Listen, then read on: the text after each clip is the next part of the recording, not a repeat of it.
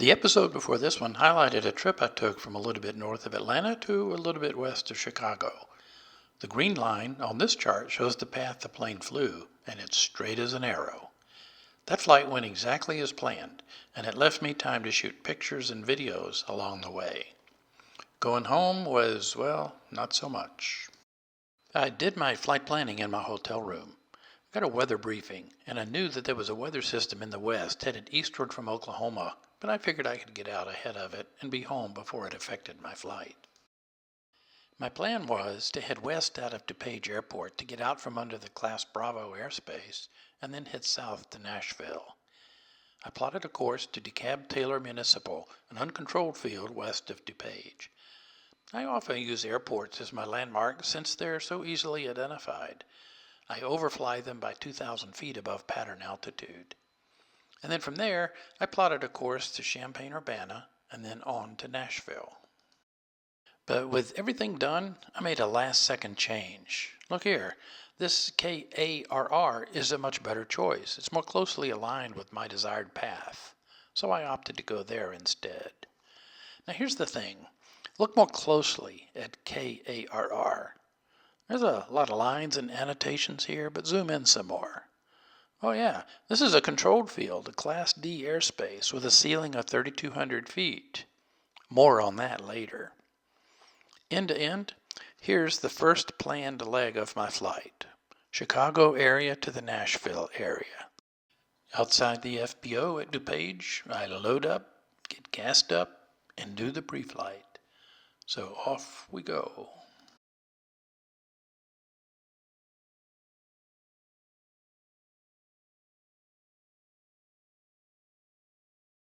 What the heck kind of a flight path is that?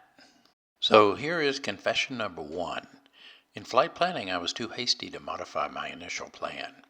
When I changed my first landmark to be the Aurora Airport, I failed to note that it was over a control zone. As I was flying westward, the sectional map on my EFIS screen showed a curved arc of dashed lines, which I immediately recognized as a Class D boundary. My impulse was to turn hard right to avoid entering the controlled airspace.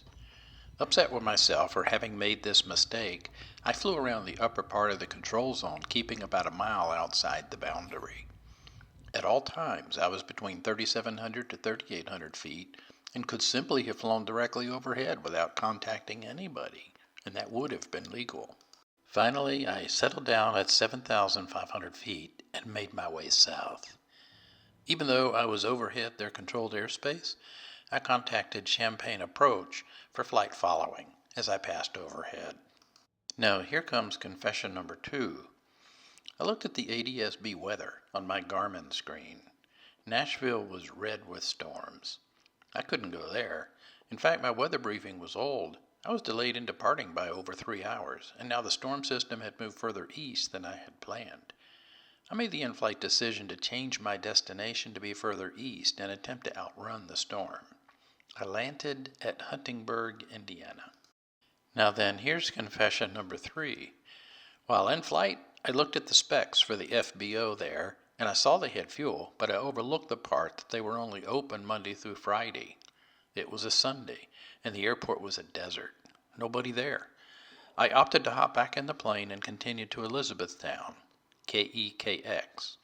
Took on 11 gallons of gas. At KEKX, I waited out some weather. So far, I'd been flying in the clear, but I could see that I had reached the leading edge of the storm. I called flight service and got an update. The storm had formed into 2 parts, a main set of cells followed by an opening and then smaller cells behind, like this. My plan was to wait for a clearing and then shoot through the gap. Meanwhile, I planned a flight that hopped from airport to airport, keeping it low. There was no rain, but there were some clouds around. If I couldn't maintain a 500-foot separation below the clouds, I'd land ahead or turn back as needed.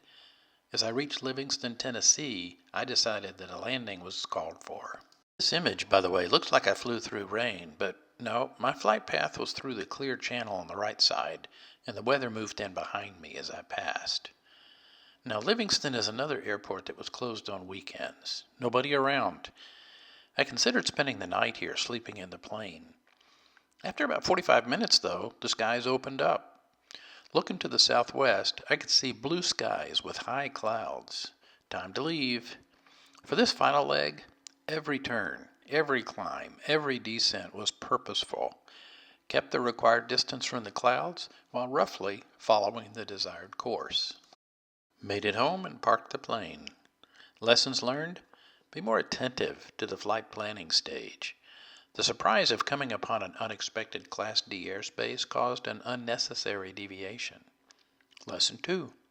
If my departure is delayed, get a fresh weather update, especially since I knew there was weather along my route of flight.